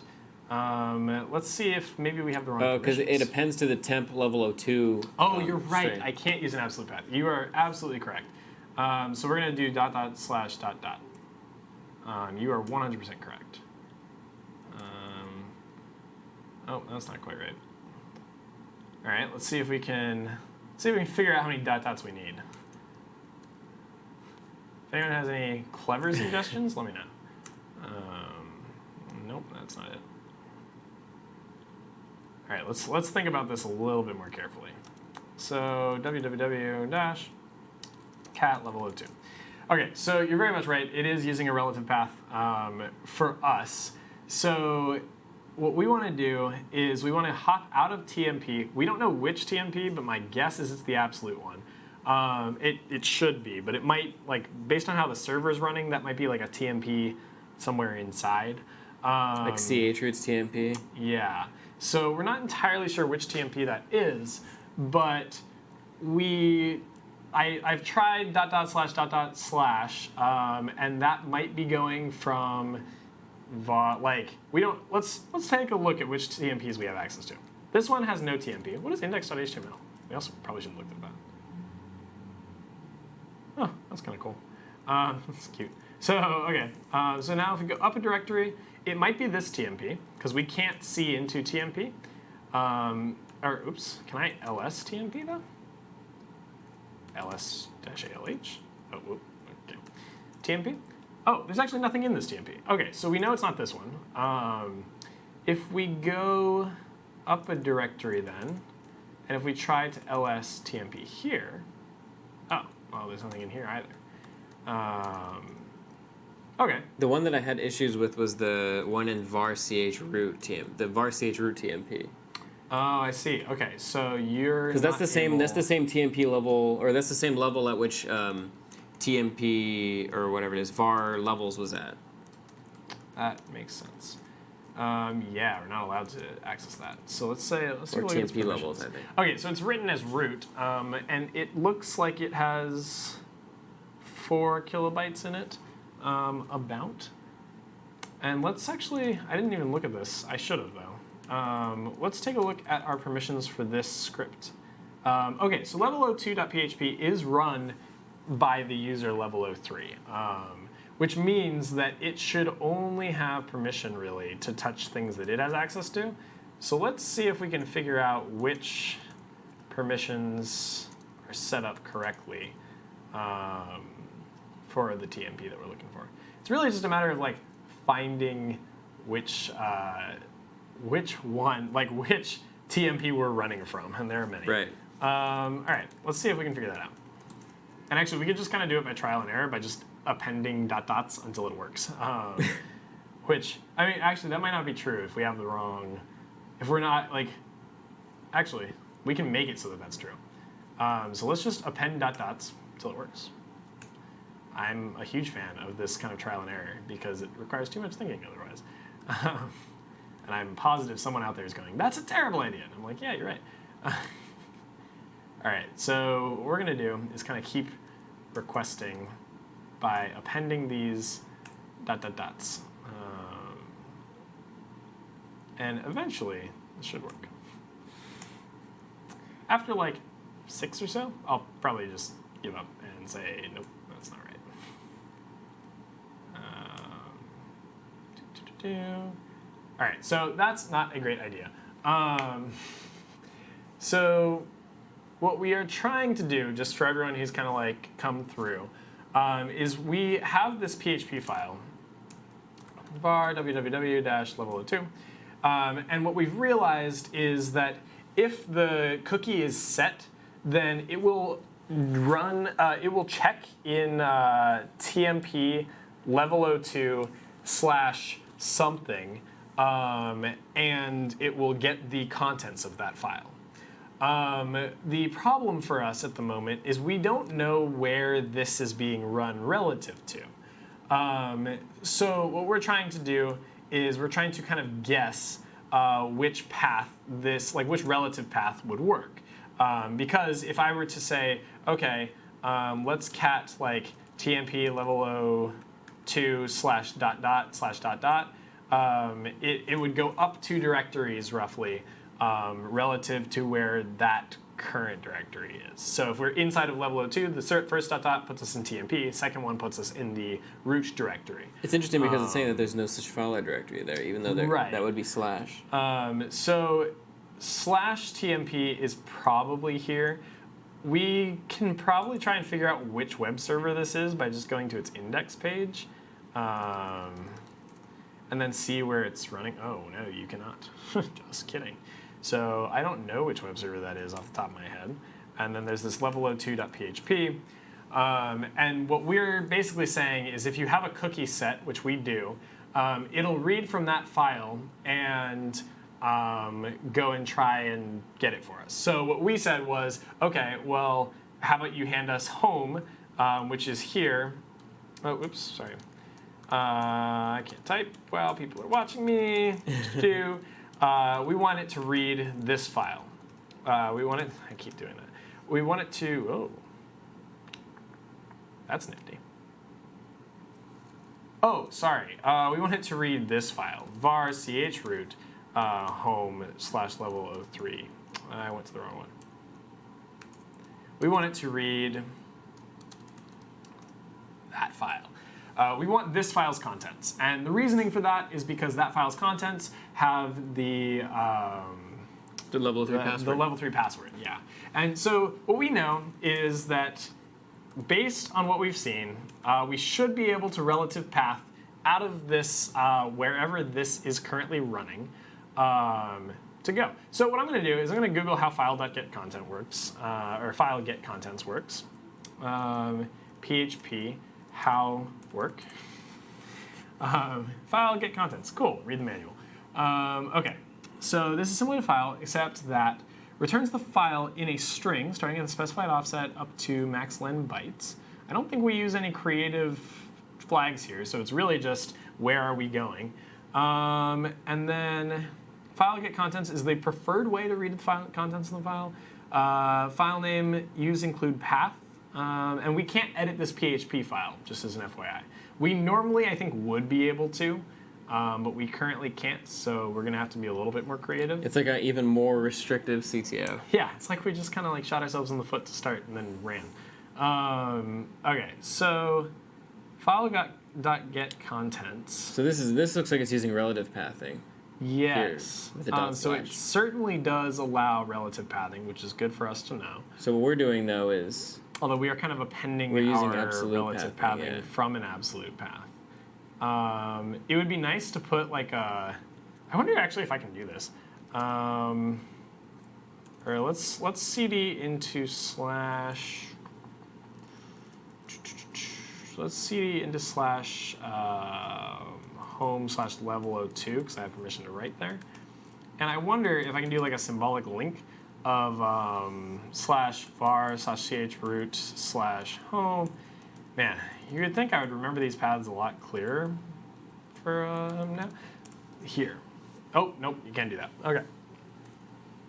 So yeah, my best guess is to figure out the kind of relative pathing of this. Now, my kind of initial thought was if we go high enough up, eventually we would be able to access the root and then just have a direct path from root down. Now, I think that the problem that we're encountering with that right now is that that's not actually how this is set up, and it actually only has maximum access up to some TMP. And so, yes, so all of your guys' suggestions are certainly great. I actually can't write to the file system, so I'm not able to test a whole lot of things. I'm also not able to edit the PHP file. So I do agree that having an additional argument file include path would be very useful. I am not able to access that. Do you think it's possible with a read-only file system? I believe so, yeah. I think I'm just messing up where it is located and how it's run. So my understanding of this and how most of these systems would work is that since it's being run from this like var www, the TMP that it is accessing is in fact this one. Now the problem with that theory is that there is no temporary file in here. Now, if I go back to, whoops, that file, that's no longer useful. If I go back to here and I unset this cookie, where I clear the site data, and then I go back to this page, it says like a first-time user, I can go back to cookies, and it has now set it. So there's this MD3 file somewhere. And you'll notice that if I do like blah, blah, it doesn't really care what those are, but it now has this cookie set. So this is set somewhere on the system. And I can tell that because every time I re-enter, it looks at that cookie again, and it goes to that file. Now, Bob Ignite says, can we grep all TMP locations, loop through them? Yep, we have tried that, and that unfortunately failed us. So my theory was then that maybe we just don't have permission for it, but it has to be a level 3 or lower level permission. Thank you for the person who was like, just alias it. I was like, yeah, you're right. And there is no directory here. These files don't seem to get cleaned up like the TMP files, at least not from, oops. We don't seem to see any cleanup of the files. So all of our previous TMP files should exist. And we need to go find them. So there is a TMP that has all of these files in it. We're not quite sure where that one is. So it's not here. This would have had the like level 02 directory in it. So it's not in this TMP. So let's do some exploring. I mean, we've already kind of done some, but let's see if there's anything here. CD TMP. LL. Nope, nothing there. And then going into www doesn't give us anything. LL. If we go into Etsy, let's see if Apache is what's being used here, because that would give us some information. Oh, yeah, so there's Apache 2. Where is Apache 2's TMP? Oh, that's really useful. Nope, that's not what I'm looking for. One of the possibly multiple var TMP systemd, var TMP systemd private. Okay, so if we go into var TMP, we have nothing here, meaning that that is not quite the case. However, we wouldn't normally have access to this file system, meaning that if we go into chroot, oh, well, okay, so yeah. My guess is that this is the TMP being accessed. And from there, because if we ls TMP, oh, we can't. Oh, but we can do LL here and look at how big TMP is. And can we look at its size? So, I mean, a good way to like proxy that. Oh, well, and we have a var. I always forget. We're working with like 2 file systems. Okay, there's nothing there either. But if we go into www, that's good to know. Okay, so it's the same exact file, but it's in the correct place this time. I also am not sure which one is serving our request, as an FYI. So just to clarify for everyone, there is a kind of like pseudo file system that we should have set up before we attempted the CTF. But in the interest of making it as interesting as possible, we didn't do that. We set up nothing and then attempted it randomly. And so we don't have very good access or understanding of which system is being used by what, which is definitely good to be aware of. Oh, this is a read-only file system, though, which means that we must be in the right system. Because if it's read-only for us, it's read-only for everybody. So actually, that just told us some information. We actually couldn't possibly be using this one's TMP. We have to be using one that... what was I saying? Oh, we have to be using one that has access to a writable file system. And so my guess is that we actually aren't allowed access given this call from PHP, which might require a writable file system. Well, get doesn't intuitively make me feel like I require a file systems to be writable. Like the fact that it says file get characters sounds like reading only. So I think we should be okay, but it does tell us which one we are using. And so that's good for us to know, and it means that we should probably double check our pathing. And that's pretty much where I'm at the moment. We could also like put a file in that var TMP and see if it's what gets read back out to us, which was suggested. Except I don't think we have permission to write there, but we'll find out. Oops, sorry, var TMP. So we'll make a dir level 02. Oh, cool. And then we'll nano test.txt, and this is hello. All right, so now if we set our cookie to test, test.txt, that might get run. Nope. So that's not where it is, which is not helpful to anyone. Yeah. So roughly, unfortunately, we are pretty much out of time. We're on negative time at the moment. But the kind of problem for us at the moment. Oh, well, okay, so actually let me read some of the suggestions, and then I'll talk about what kind of a big mistake was on our end today, and then we'll talk about our plan for the next stream, where I think it'd actually be useful to go through one of these again. Oh, sure, set yeah. up correctly. Yeah, definitely. Okay, so I love the suggestions, and I'm really glad that people are kind of coming up with things. WM Dane says, maybe overthinking it, but if you can create a second PHP file and include the original file, you can alter the variables to your needs. I agree, and then we could probably write to this. I believe we're actually able to write this one. Oops. Nano level 2. Oh, no write permission. Sorry. I don't know if we can actually write to this directory. Oh. Yes, we can. Oh, no, you can't. Just kidding. Okay, so we can't write to this directory at all. So no, probably not. I think that the most reasonable, like most of these CTFs in like lower levels are meant to be fairly straightforward. They're not really intended to be like wild and crazy. But so yes, generally you can overthink the crap out of these. But in this current one for level 02, we probably should just be able to use relative pathing, point it at the right file, and have it read its contents back out to us. That's what it looks like it's set up as. And based on what I've seen in previous CTFs, that would be about right for this kind of level. What you suggest with kind of like rewriting things pretty creatively, that generally is reserved for higher levels in a CTF. Also, this CTF is intended as kind of like an introductory CTF. It's not really a like full difficulty one.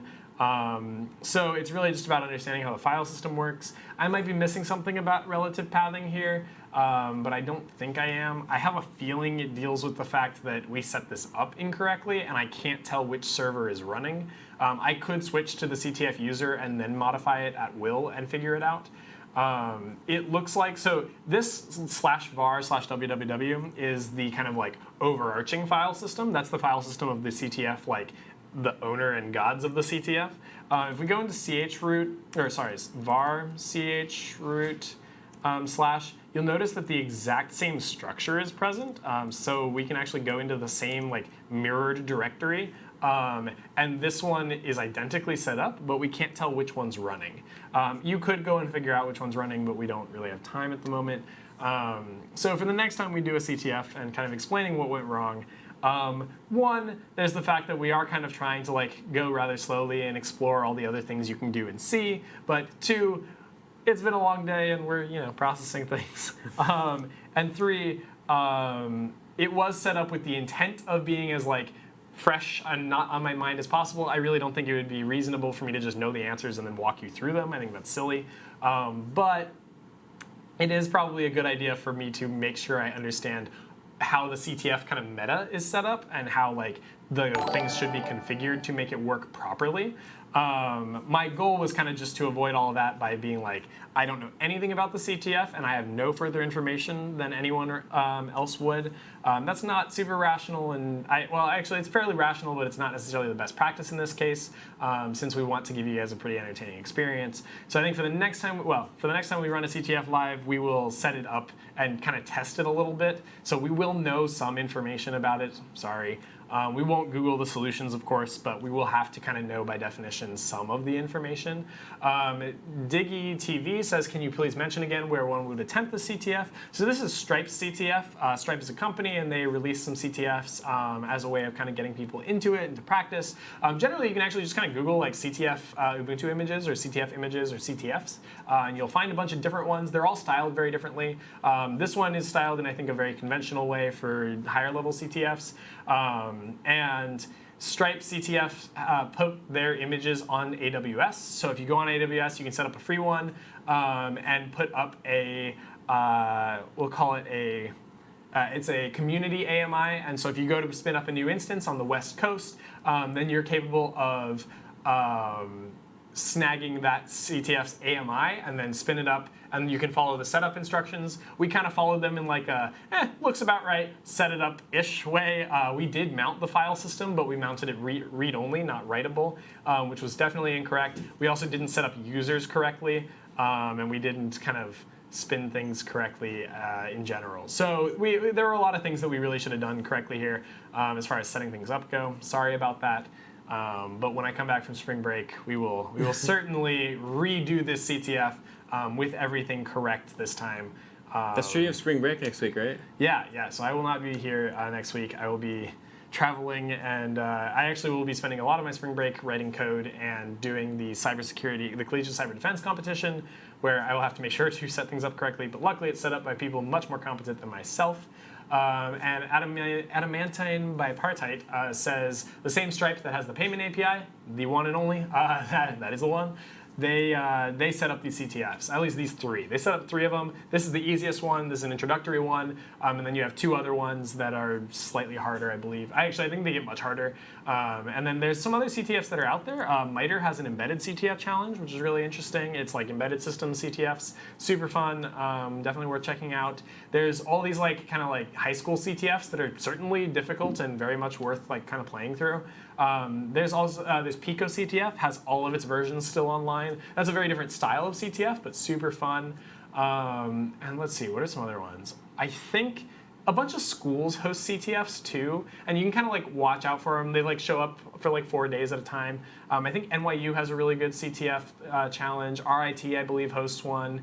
Northeastern, I think, throws one out there. That might be wrong. But there's definitely a bunch of them out there, and all of their CTFs are super fun. Jay says CCDC. Yes, that is what my club runs and is part of, at least here. And we're super excited to be participating in CCDC again, or competing in it. And so CCDC is the Collegiate Cyber Defense competition. Super fun. It's a little bit different from CTFs. You get handed whole networks of machines, and you're kind of told to prevent the red team from getting in, keep some services up, know things about how the network interacts with itself. It's a lot more like network administration than it is really like coding, but it is still super fun and interesting, and definitely worth checking out. Yeah. Cool. Well, thanks for doing this. I enjoyed, a lot of it was very new to me. Yeah, awesome. But the whole goal of kind of like looking through files and trying to like think, where would somebody place some clue? I think it's very fascinating. It's very puzzle puzzle solving. Puzzle oriented. It's pretty cool. Yeah, I'm very excited. So in 2 weeks, then we'll see, because next week's spring break. So after then, you and I will do another stream like this. Yeah. And then we'll continue doing we'll more finish streams. it up probably correctly. And then Bob McKnight asks, when are we doing the Cali stream? That'll be one after that. Probably. Yeah, probably. I want to make sure that we all leave off on the right foot as far as CTFs go. I would like to make sure that we complete one, Sure. or at least get a lot further along. We had a lot of weird bugs in the beginning.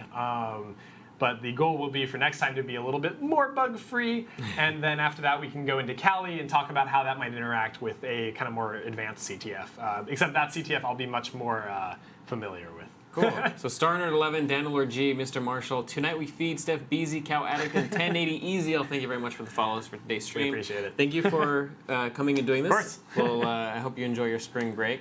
Join us on Friday with Doug Lloyd, CS50's Doug Lloyd, who you may know as doing a lot of the shorts for CS50's video content. He's going to be doing a evolutionary algorithm, sort of genetic algorithm stream. Very cool. So how to actually model sort of like mutations and selection in the context of algorithms and have sort of like survival of the fittest in terms of your programming. It's going to be very interesting. It's very new to me, that kind of stuff as well. So that's kind of the common theme. There's lots of stuff that I have no idea about any of it. But thanks all to who tuned in. We will see all of you on Friday for the genetic algorithm stream with Doug Lloyd. Until then, enjoy the rest of your week. This is CS50 on Twitch with a live CTF. Awesome.